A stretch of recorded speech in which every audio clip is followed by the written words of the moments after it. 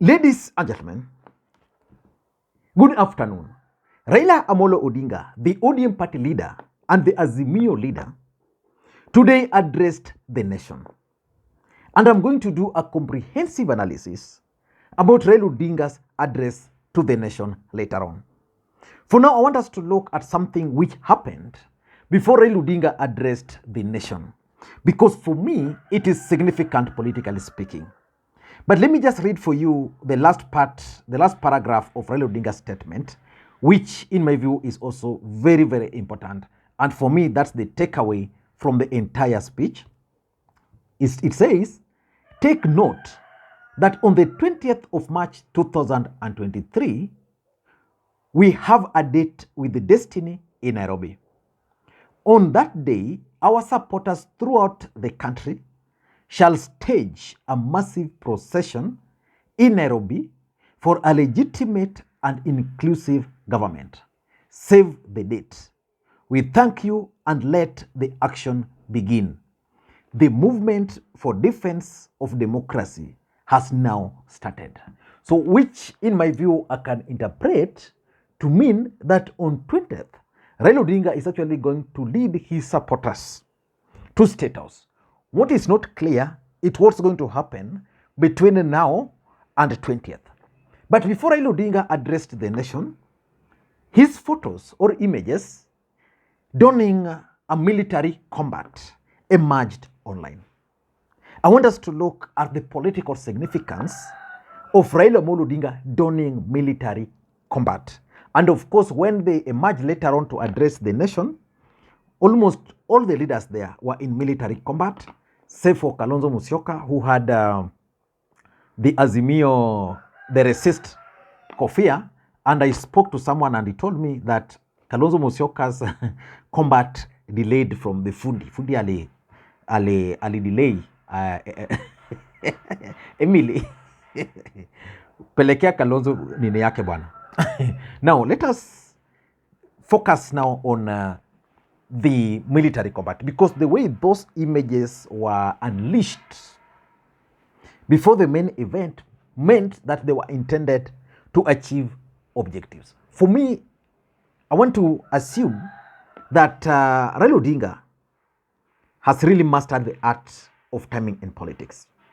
And there's some impression which I want to also clear. There were so many people who were waiting for Azimio to storm State House or to start mass action today. Today was not the day. The truth of the matter is that they were very clear that they gave Ruto 14 days to meet those demands. Those demands have not been met. So they've now announced that on 20th they have a date with the destiny. What I don't know is what will happen between today and tomorrow.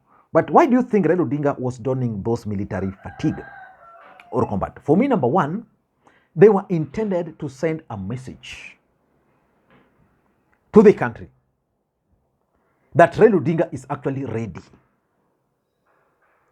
for the battle. You know, I tend to think that what Raila Odinga is involving himself is not an easy thing. And probably that's why Kalonzo evaded donning on that military combat. So Raila Odinga is basically telling his supporters and maybe the country at large that is ready for the combat. And it's not going to be easy. It's going to be difficult. Because William Ruto is not going to wait for Raila Odinga. The international community will not be waiting for Raila Odinga. The church will not be waiting for Raila Odinga. 20th from today is only 11 days. So let us wait and see what will happen. But Raila Odinga was sending a message by donning that military combat that he's ready for the battle. Number two, I also tend to think that the main objective why Raila Odinga emerged ahead of this address to the nation with those military combat was the fact that Raila Odinga wanted to lead from the front. He's telling Kenyans that forget any other thing. In this particular journey, I'm going to be the commander. You know, like in the last resist movement, the general was Miguna. So in this situation, it's not any other person. The general himself is Raila Amolo Odinga. He's the guy who is now telling you by donning that military combat that I'm going to lead from the front. If you checked very closely, because I don't want to edit this video, so which means I'll not be able to put the images. If you look at the, let me just get something here. If you look at the, I'm just trying to get the photo.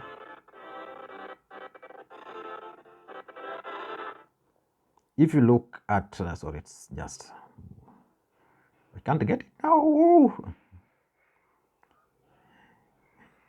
Just a minute.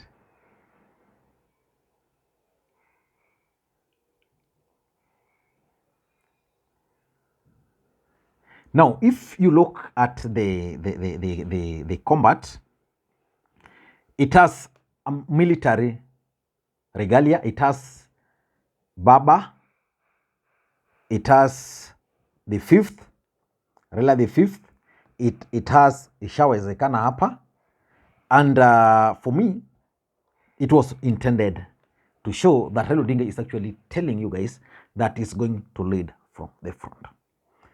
Number 3, which is also very, very important, is that Raila Odinga is also sending a coded message to his supporters to get the combat ready. Basically, this is going to be the dressing code. So I'm sure if you are a good business person with a good mind, from tomorrow, the first thing you should be doing is to stop whatever you are doing and start making these combats. Because these combats are going to be bought in preparation for the 20th. So basically, Raila Odinga was telling, because they were released like 2 or 3 hours before the main event, so that if you had your fundi somewhere, or if you had your combat somewhere, you had the opportunity to tell fundi, wait, finish it up. Or if you had one somewhere, you would then go back and put it on. So basically, this is going to be the dressing code for the revolution.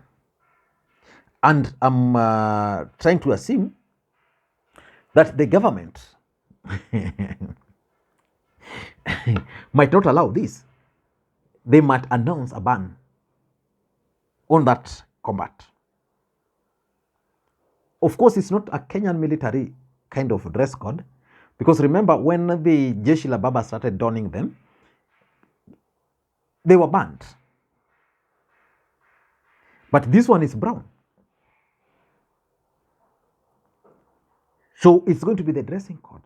So that on the 20th, Raila Odinga supporters will be putting on the combat. I don't know what you think. But number 4, in my view, Raila Odinga also wanted to set the pace for the big announcement. And indeed, when those photos emerged, they trended everywhere. And Kenyans were asking themselves, what is Raila Odinga really up to? Having the combat, showing that he's ready to lead from the front, telling the supporters that this is going to be our dressing code, and then later on unveiling the movement for defense for democracy. So if you ask me, Raila Odinga just wanted to set the mood ahead of the big announcement. And in my view, my last point is that revolution.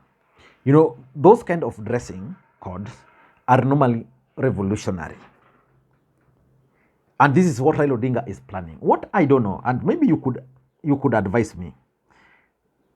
You could advise me. Let me just go back to the statement. Raila is saying here very clearly that